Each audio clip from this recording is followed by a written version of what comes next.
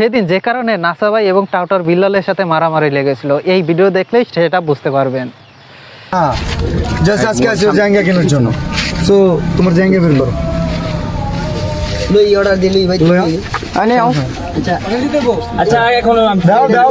গাড়ি ঘোড়া লোক ও নাসা এখানে। আচ্ছা মিলিয়ন বাবা এখন নাসা বাজার, নাসা ভাইয়ের মাজার আছে। আচ্ছা মোবাইল সামনে কি বলো?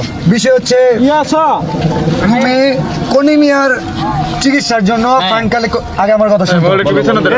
কনিমিয়ার চিকিৎসার জন্য ফান্ড কালেক্ট করার কথা খুব ভালো। সাইমন আব্বু কোথায়? জি ভাই আসেন আরে ভাই ঠেলা ঠেলি করেন কি ওদিকে যান ভাই। ভাই শোনো সেট করে সব কন্টেন্ট কেউ অপমান করে কথা বলো সব সেট করে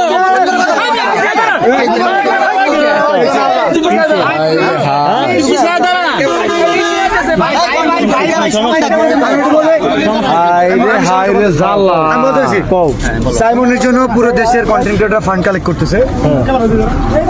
আমাদের দেশের পুরো কন্টেন্ট ক্রিয়েটর, নাসাও কন্টেন্ট ক্রিয়েটর, যে কারণে ওনাকে জানানো হয়েছিল, বাট উনি বলছে যে আমাদের তো কনিমিয়া আছে, কোনো সমস্যা নাই, কনিমিয়ার পাশে আমরা দাঁড়াইছি 48 ঘন্টা। আচ্ছা কোনিমি আমরা সাইমনের জন্য যে সে পর্যন্ত কাজ করতে আচ্ছা তুলতা সব সাইমন কই? সাইমনের জন্য হাত উঠে না কেন? সাইমনের জন্য হাত উঠে না কেন? আমি তোমার বলি আমি না করি সাইমনের জন্য কোনো কন্টেন্ট আছে?